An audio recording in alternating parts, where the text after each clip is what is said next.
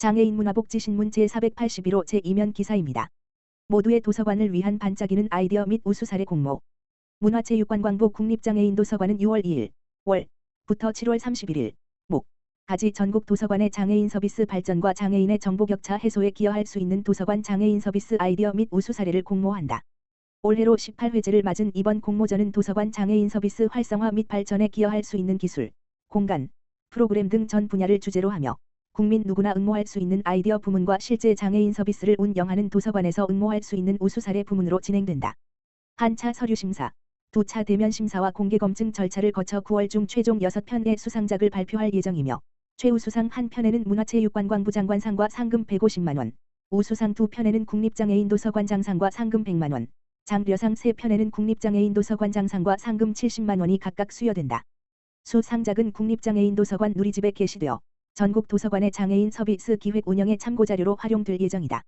공모와 관련된 자세한 내용 및 응모 양식은 국립장애인도서관 누리집 https://nld.co.kr 도서관 안내도서관 소식 공지사항에서 확인할 수 있으며 역대 수상작 자료집은 누리집 도서관 안내도서관 소식 발간 자료에서 볼 수 있다. 보건복지부 울산광역시 지역사회 관계기관이 힘을 모아 장애인 거주시설 이용자 자립조사 실시.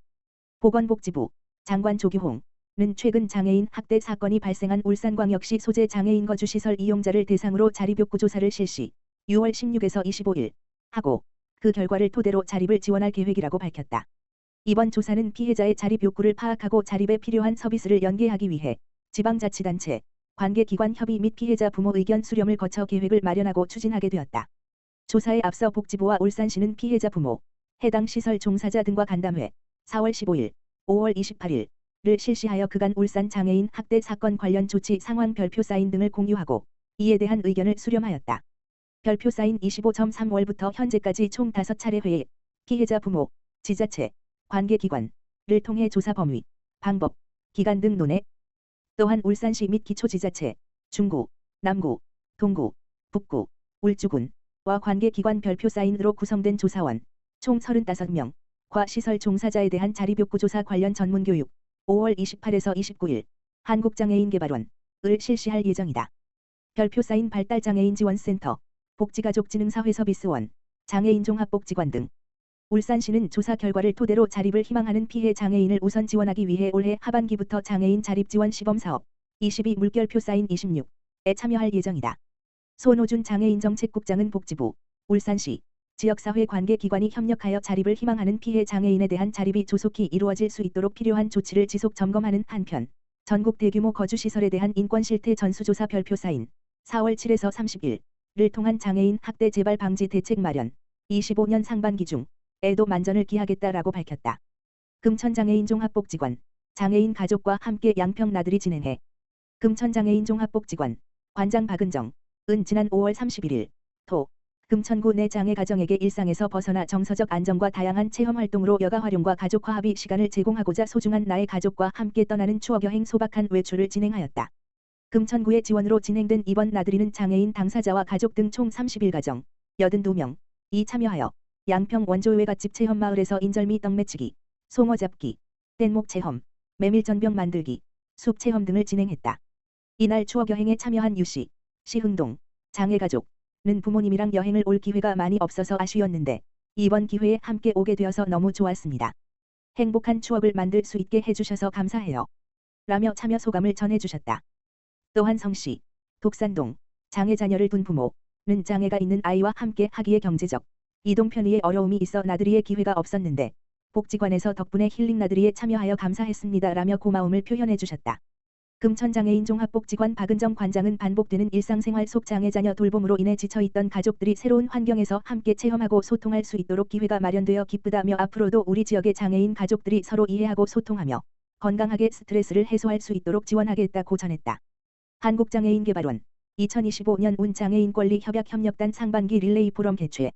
한국장애인개발원 원장 이경혜, 이하개발원 은 오는 6월 20일 서울 여의도 중소기업중앙회 상생홀에서 2025년 운장애인권리협약협력단 상반기 릴레이 포럼을 개최한다고 2일 밝혔다.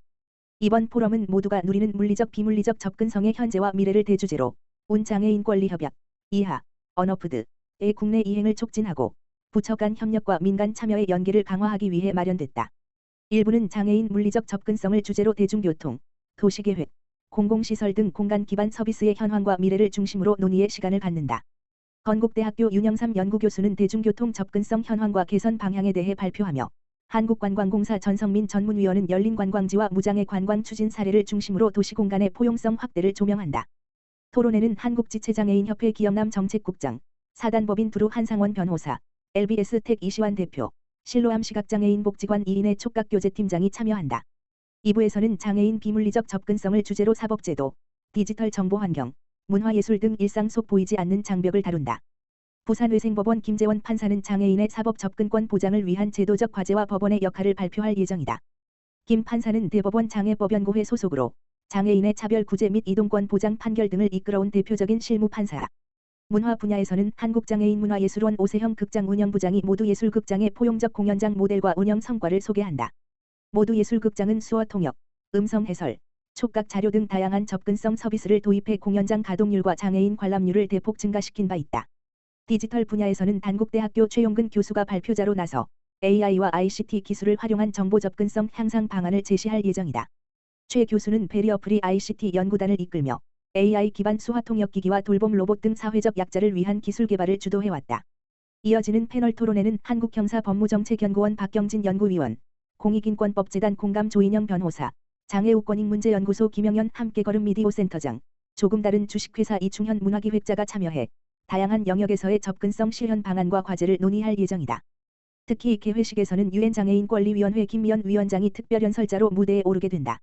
김 위원장은 언어푸드 채택 이후 아시아 지역 출신 최초의 위원장으로 국제사회에서 장애인권 보장을 위한 협약의 원칙과 기준을 확산하는 데 주도적인 역할을 해왔다. 김 위원장은 특별연설을 통해 협약 이행의 실질적 동력으로서 포럼의 의미를 강조할 예정이다. 개발원 이경혜 원장은 이번 포럼은 법과 제도, 현장과 현실 사이의 간극을 점검하고 언어푸드가 말하는 접근성의 의미를 실제 정책과 일상 속에서 어떻게 구현할 수 있을지 함께 고민하는 자리라며 다양한 부처, 민간기관, 전문가, 당사자의 참여를 통해 단일한 해답이 아닌 다양한 해석과 실천 가능성을 공유하는 열린 대화의 장이 되길 기대한다고 말했다. 이어 개발원은 앞으로도 운장애인권리협약협력단과 함께 협약의 가치를 널리 알리고 장애인의 권리 실현을 위한 공공과 민간의 논의가 지속될 수 있도록 적극 노력해 나가겠다고 밝혔다. 한편 지난해 12월 3일 출범한 장애인권리협약협력단은 장애포괄적 국제협력 강화를 위한 협의체로 공공과 민간 등 27개 국내 국제개발협력천, 주체가 참여하고 있다.